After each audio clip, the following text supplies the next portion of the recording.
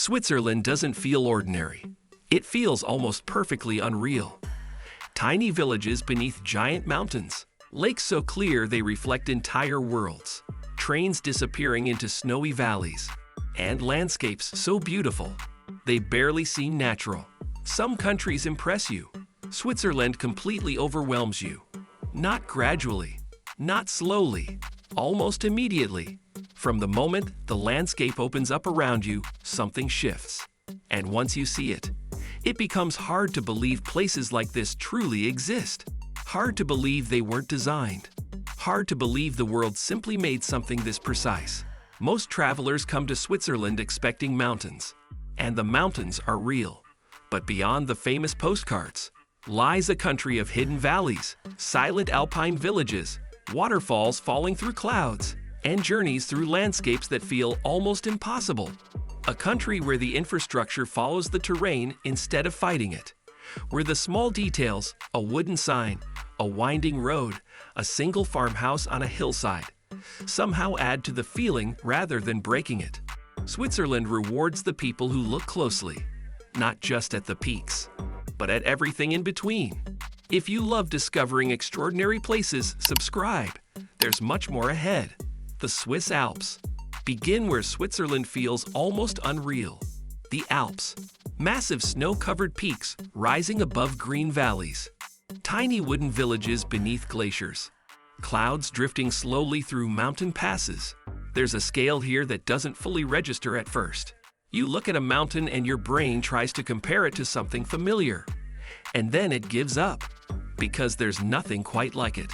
Places like Lauterbrunnen barely look real, especially when waterfalls fall directly beside alpine homes and churches. The sound of water is everywhere, constant but calm. And the mountains above absorb everything. Sound, light, movement. Everything feels impossibly clean, peaceful, perfect. Not the kind of perfect that feels artificial. The kind that feels earned, like something the landscape built over thousands of years without being asked. And suddenly, you understand why Switzerland feels different from almost everywhere else on Earth. But Switzerland becomes even more magical once the trains begin climbing into the mountains. The scenic train journeys. Some train rides simply take you somewhere. In Switzerland, the journey becomes the experience. Panoramic trains crossing deep valleys, bridges suspended above rivers, tunnels cutting through giant mountains, and windows revealing endless alpine scenery in every direction. The engineering alone is remarkable. Routes that shouldn't logically exist. Tracks built through terrain that most countries would have simply left alone. But Switzerland didn't leave it alone. It built through it, over it, and beneath it, and made something that feels less like infrastructure and more like intention.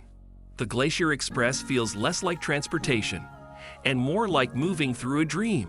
Snow-covered peaks, frozen lakes, tiny villages appearing briefly between forests and cliffs. There and gone in a moment, like the landscape is showing you something and then quietly taking it back. And suddenly, time itself feels slower. The rhythm of the train, the passing scenery, the way the light changes as you move through valleys and up into higher elevation. It gives you hours to simply watch the country go by. And that somehow is enough. But Switzerland still hides villages that feel untouched by modern life. The alpine villages. Scattered across the mountains are villages that seem almost fictional. Wooden chalets filled with flowers. Church bells echoing through valleys. Cows grazing beneath enormous peaks. Places like Murren and Grindelwald feel timeless, especially at sunrise, when golden light slowly reaches the mountains above the village. There's no noise from traffic, no urgency in the streets. People move at a pace that feels natural here, because nothing about the setting encourages rushing. Everything feels calm here, quiet, almost suspended in another era. The kind of quiet that's hard to find anymore. Not the quiet of emptiness. The quiet of a place that has simply decided not to be loud. And maybe that's why travelers remember these villages so deeply. Because they don't feel rushed. They feel lived in. They feel like places where the people who live there actually chose to stay. And that feeling of a place genuinely chosen is something you carry with you long after you leave. Quick question. Would you rather stay in a quiet Swiss mountain village or ride through the Alps on a panoramic train? Tell me in the comments. But Switzerland changes completely once winter arrives. Winter in Switzerland. Then the snow comes. And suddenly Switzerland feels even more unreal.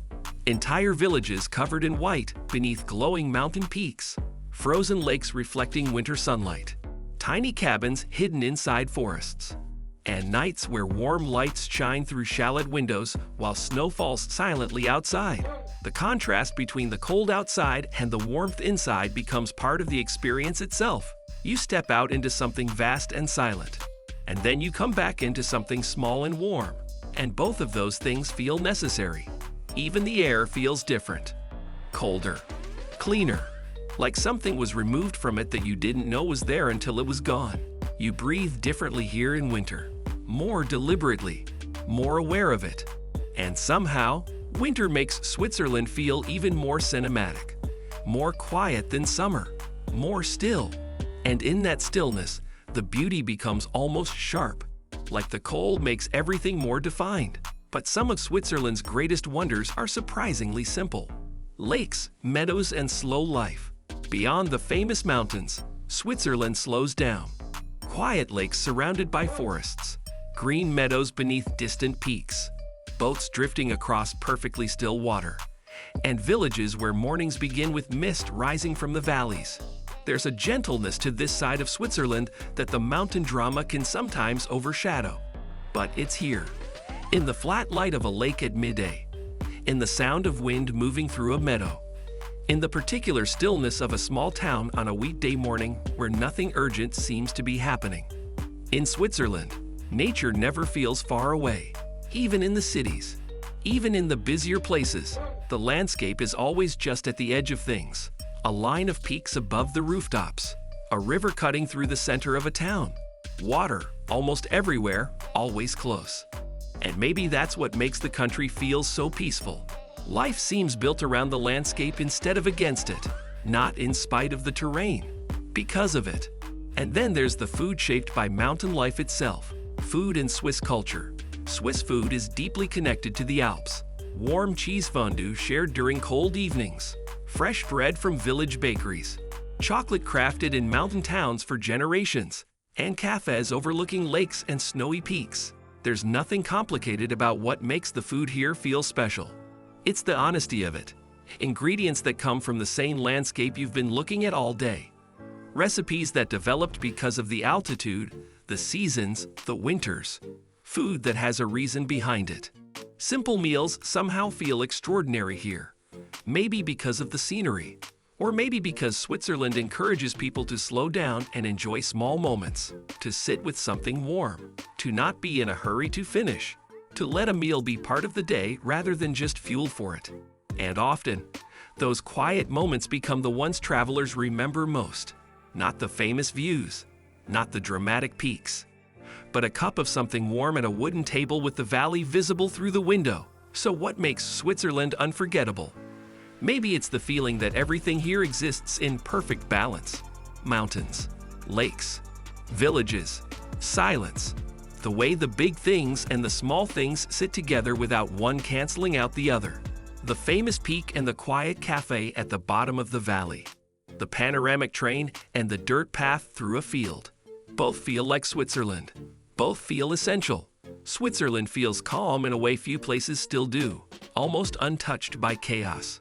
Not because chaos doesn't exist here, but because the landscape has a way of absorbing it, of making everything feel smaller and slower in the best possible way. And maybe that's why people leave feeling different after experiencing it, changed in a way that's hard to explain to someone who hasn't been. Because Switzerland doesn't just show you beauty, it reminds you what peace feels like. Real peace. The kind that doesn't need to be explained. The kind you feel in your chest when everything goes quiet and the mountains are just there. Enormous and still. Not going anywhere. If you enjoyed exploring Switzerland, subscribe for more journeys like this. And tell me, what part of Switzerland would you want to experience first?